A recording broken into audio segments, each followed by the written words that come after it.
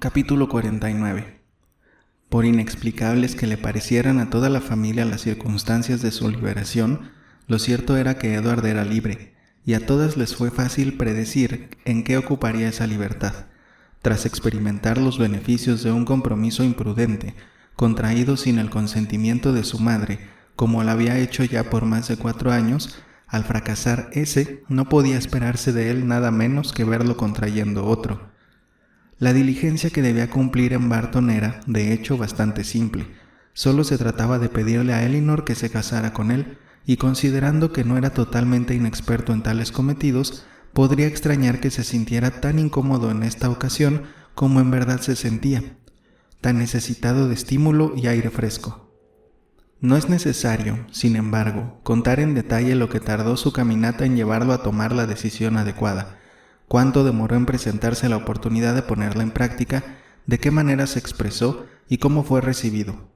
Lo único que importa decir es esto, que cuando todos se sentaron a la mesa a las 4, alrededor de 3 horas después de su llegada, había conseguido a su dama, había logrado el consentimiento de la madre y era el más feliz de los hombres, y ello no solo en el embelesado discurso del enamorado, sino en la realidad de la razón y la verdad.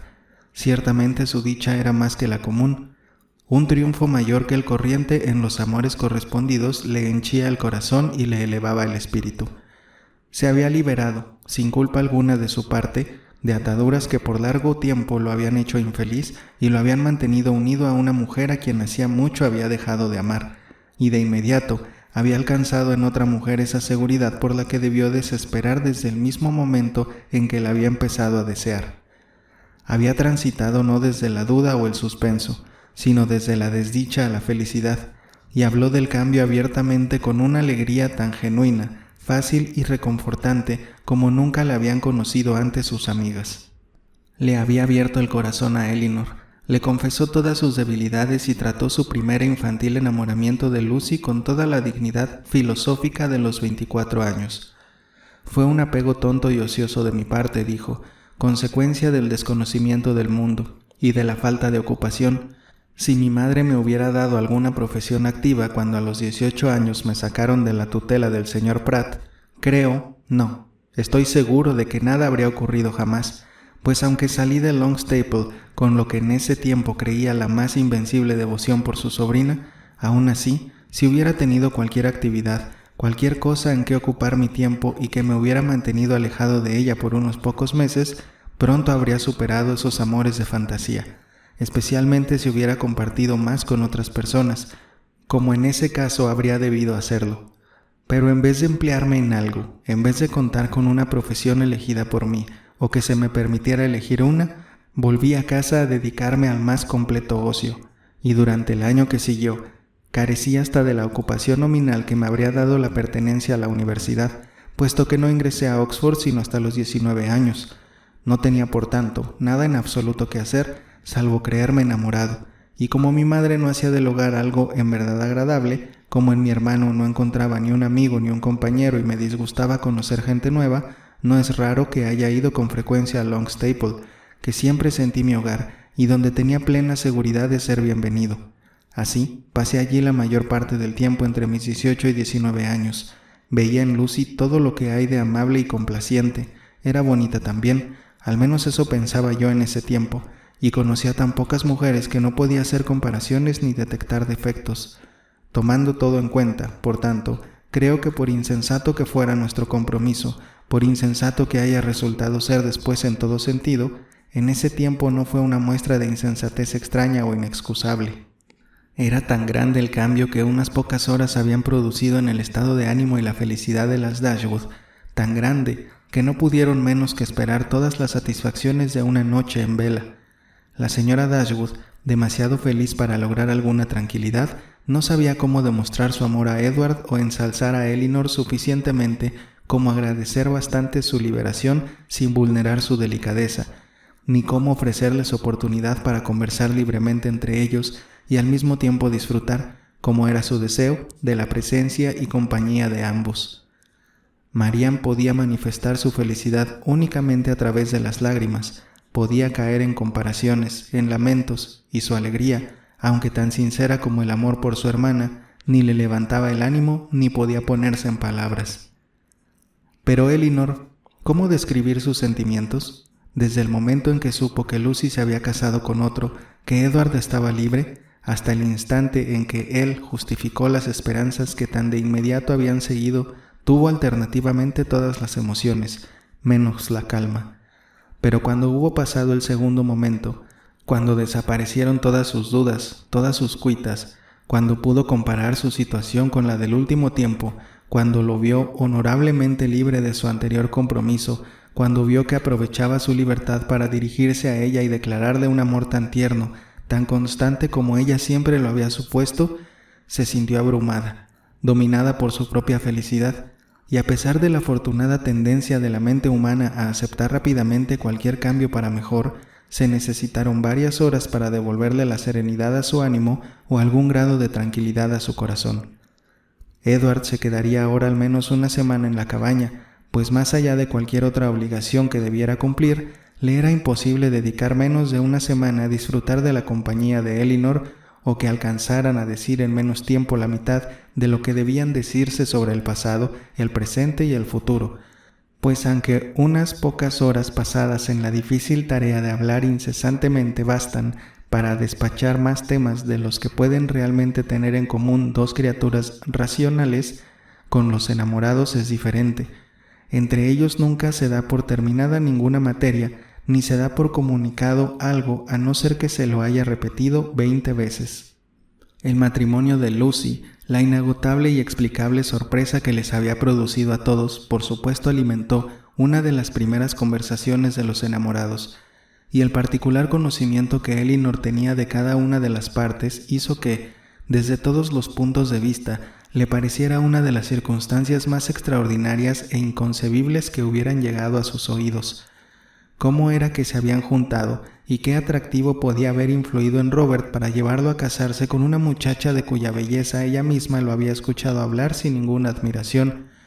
una muchacha que además estaba comprometida con su hermano y por quien ese hermano había sido marginado de la familia. Era más de lo que podía comprender. Para su corazón era algo maravilloso, para su imaginación hasta ridículo, pero a su corazón, a su juicio, le parecía un verdadero enigma.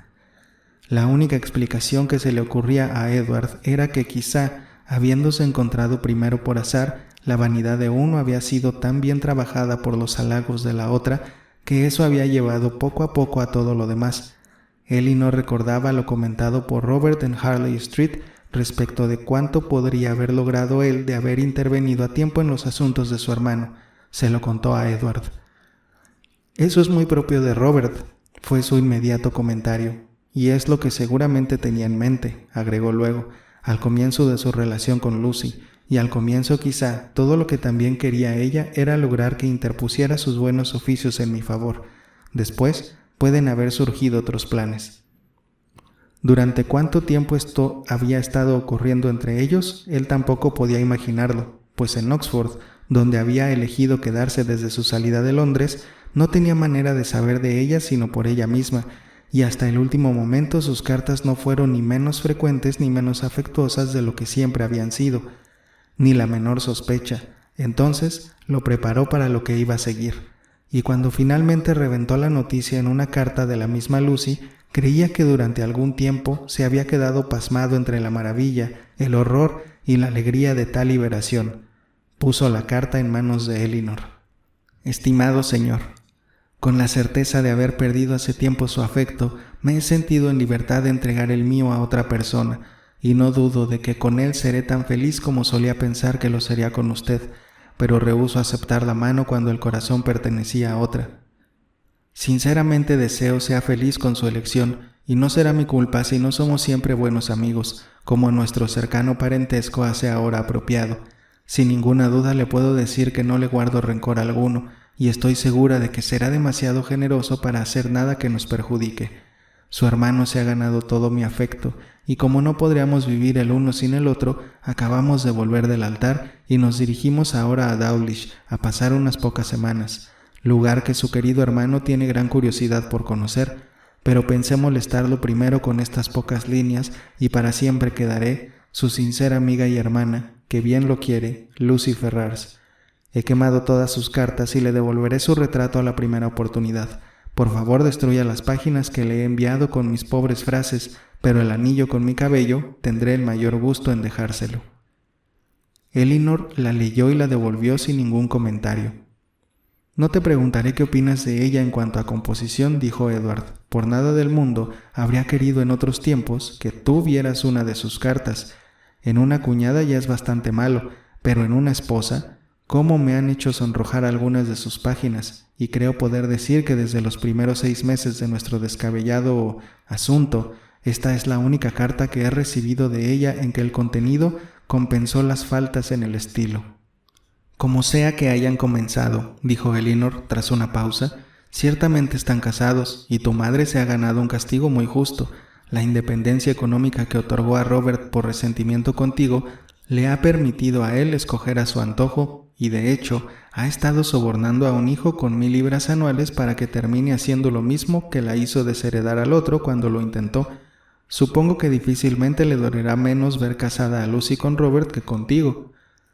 Le va a doler más, porque Robert fue siempre su favorito. Le dolerá más y, de acuerdo con el mismo principio, lo va a perdonar mucho más rápido».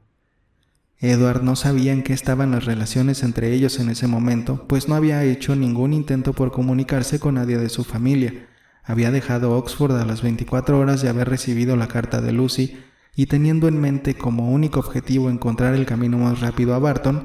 no había tenido tiempo para trazar ningún plan de conducta con el que ese camino no estuviera íntimamente ligado. Nada podía hacer hasta estar seguro de cuál sería su destino con la señorita Dashwood, y es de suponer que por su rapidez en hacer frente a ese destino, a pesar de los celos con que alguna vez había pensado en el coronel Brandon, a pesar de la modestia con que evaluaba sus propios merecimientos y de la gentileza con que hablaba de sus dudas, en última instancia no esperaba una recepción demasiado cruel. Sin embargo, tenía que decir que sí la había temido, y lo hizo con muy lindas palabras. Lo que podría decir sobre el tema un año después queda a la imaginación de maridos y esposas. Elinor no tenía duda de que con el mensaje que había enviado a través de Thomas, Lucy ciertamente había querido engañar, rubricando su partida con un trazo de malicia contra él, y a Edward mismo, viendo ahora con toda claridad cómo era su carácter, no le costaba creerla capaz de la máxima malevolencia en una mezquinidad caprichosa. Aunque hacía tiempo, incluso antes de su relación con Elinor, había comenzado a estar consciente de la ignorancia y falta de amplitud de algunas de sus opiniones, lo había atribuido a las carencias de su educación, y hasta la recepción de su última carta, siempre la había creído una muchacha bien dispuesta y de buen corazón, y muy apegada a él. Nada sino ese convencimiento podría haberle impedido terminar un compromiso que, incluso mucho antes de que su descubrimiento lo hiciera objeto del enojo de su madre, había sido para él una fuente continua de inquietud y arrepentimiento. «Pensé que era mi deber», dijo, «independientemente de mis sentimientos, darle la opción de continuar o no el compromiso cuando mi madre me repudió y a todas luces quedé sin un amigo en el mundo que me tendiera una mano. En una situación como esa, donde parecía no haber nada que pudiera tentar la avaricia o la vanidad de criatura viviente alguna, ¿cómo podía yo suponer, cuando ella insistió tan intensa y apasionadamente en compartir mi destino, cualquiera éste fuese, que sus motivos fueran distintos al afecto más desinteresado? E incluso ahora, no logro entender qué la llevó o qué ventaja imaginó que le reportaría encadenarse a un hombre al cual no estimaba en absoluto y cuya única posesión en el mundo eran 1000 libras. No podía haber previsto que el coronel Brandon me daría un beneficio. No, pero podía suponer que algo favorable podía ocurrirte, que con el tiempo tu propia familia podía ablandarse, y en todo caso no perdía nada al continuar con el compromiso, pues, como lo dejó bien en claro, no se sentía obligada por él, ni en sus deseos ni en sus acciones. En todo caso se trataba de una relación respetable y probablemente la hacía ganar en la consideración de sus amistades, y si nada mejor se presentaba, era mejor para ella casarse contigo que quedarse soltera. Por supuesto, Edward se convenció de inmediato de que nada podía ser más natural que el comportamiento de Lucy, ni más palmario que sus motivos. Elinor le reprendió haber pasado tanto tiempo con ellas en Norland, donde debía haber estado consciente de su propia veleidad, con la dureza que siempre oponen las damas al reprender la imprudencia que las halaga. Te comportaste muy mal, dijo, pues, para no decir nada de mis propias convicciones, con ello llevaste a nuestros amigos a imaginar y esperar algo que, dada tu situación en ese momento, no podía darse. Edward solo pudo presentar como excusa el desconocimiento de su propio corazón y una equivocada confianza en la fuerza de su compromiso. Fui tan tonto como para creer que, dado que había empeñado mi palabra con otra persona, no había peligro en estar contigo, y que la conciencia de mi compromiso iba a resguardar mis sentimientos, haciéndolos tan seguros y sagrados como mi honor. Te admiraba, pero me decía que era solo amistad, y hasta que comencé a compararte con Lucy, no me di cuenta de hasta dónde había llegado. Después de eso, supongo que no fue correcto quedarme tanto en Sussex,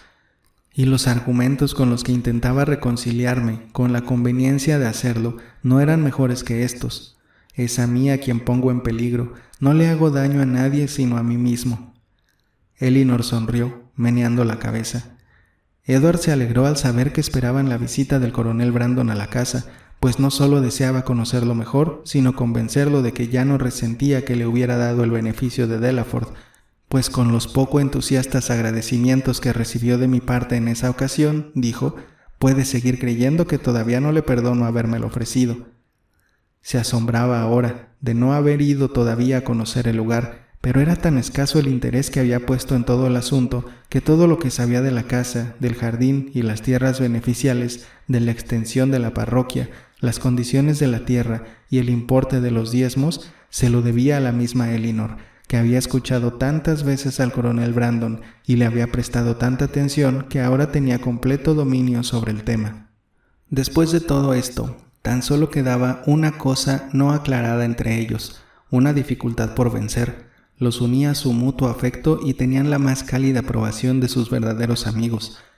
El conocimiento íntimo que tenían el uno del otro era una base segura para su felicidad, y solo les faltaba con qué vivir.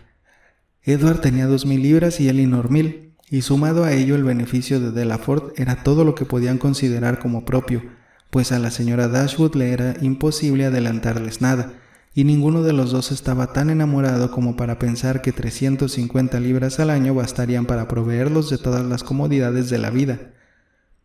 Edward no desesperaba totalmente de un cambio favorable hacia él en su madre, y en eso descansaba para lo que faltaba a sus ingresos, pero Elinor no tenía igual confianza, pues como Edward seguía sin poder casarse con la señorita Morton, y en su halagador lenguaje, la señora Ferrars se había referido a la unión con ella únicamente como un mal menor al de su elección de Lucy Steele, temía que la ofensa de Robert solo sirviera para enriquecer a Fanny.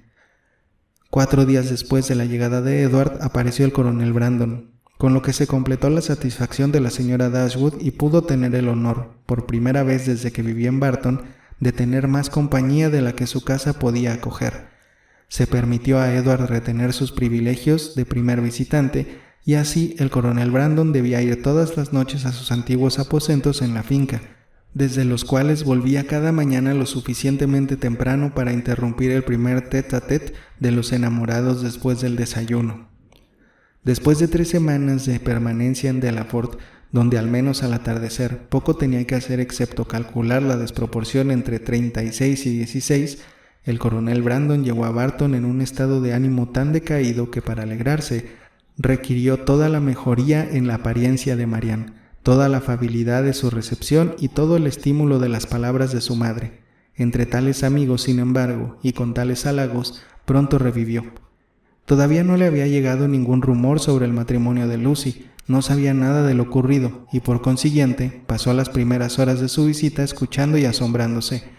La señora Dashwood le explicó todo, dándole nuevos motivos para alegrarse por el servicio hecho al señor Ferrars, dado que a la postre había resultado en beneficio de Elinor. Sería innecesario decir que la buena opinión que los caballeros tenían uno del otro mejoró junto con aumentar su mutuo conocimiento, pues no podía ser de otra manera. La semejanza en sus principios y buen juicio, en disposición y manera de pensar, probablemente habría bastado para unirlos como amigos sin necesidad de ninguna otra cosa que los acercara. Pero el hecho de estar enamorados de 2 hermanas y 2 hermanas que se querían hizo inevitable e inmediata una estimación que en otras condiciones quizá debió haber esperado los efectos del tiempo y el discernimiento.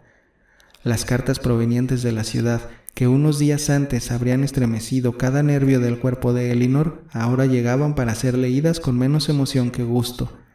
La señora Jennings escribió para contarles toda la fantástica historia, para desahogar su honesta indignación contra la veleidosa muchacha que había dejado plantado a su novio y derramar compasión por el pobre Edward que, estaba segura, había adorado a aquella despreciable pícara, y según todos los informes, se encontraba ahora en Oxford con el corazón casi completamente destrozado. A mi parecer, continuaba, nunca se ha hecho nada de manera tan solapada, pues no hacía ni 2 días que Lucy habría venido a visitarme y se había quedado un par de horas conmigo. Nadie tuvo ninguna sospecha de lo que ocurría, ni siquiera Nancy, que, pobre criatura, llegó acá llorando al día siguiente, terriblemente alarmada por miedo a la señora Ferrars y por no saber cómo llegar a Plymouth, pues Lucy, según parece, le pidió prestado todo su dinero antes de casarse, suponemos que para lucirse, y la pobre Nancy no tenía ni siquiera 7 chelines en total, así que me alegró mucho darle 5 guineas que le permitieran llegar a Exeter,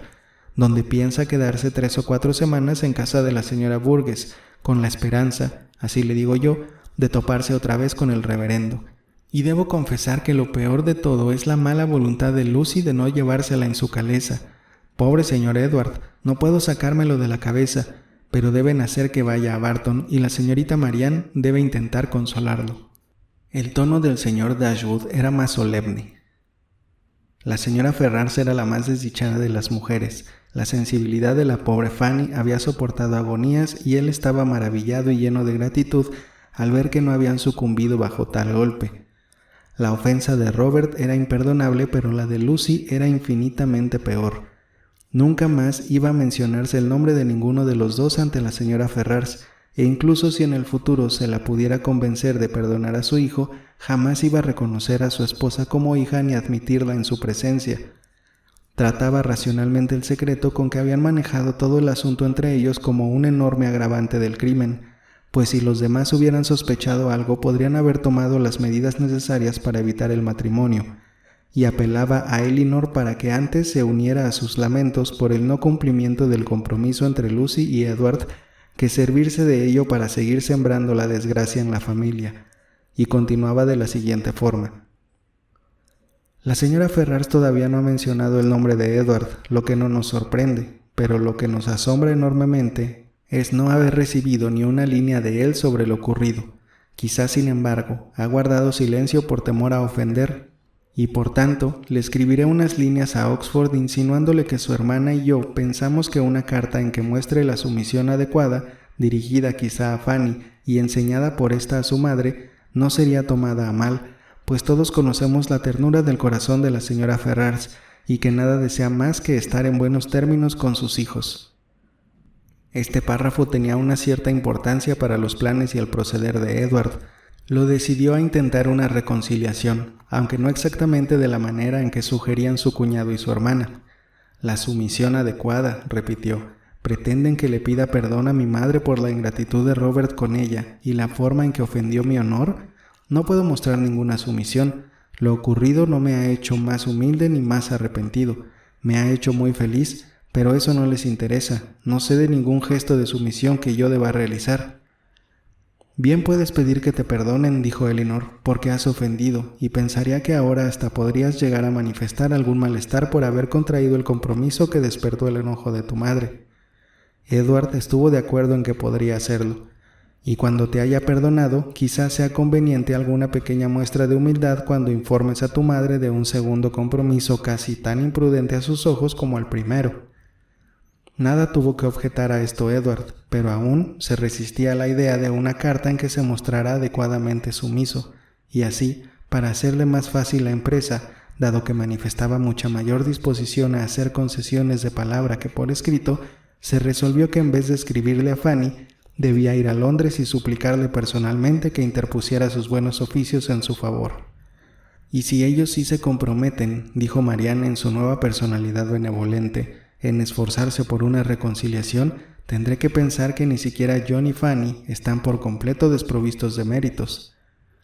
Después de los solo 3 o 4 días que duró la visita del coronel Brandon, los dos caballeros abandonaron Barton juntos, Se dirigirían de inmediato a Delaford de manera que Edward pudiera conocer personalmente su futuro hogar y ayudar a su protector y amigo a decidir qué mejoras eran necesarias, y desde ahí, tras quedarse un par de noches, iba a continuar su viaje a la ciudad.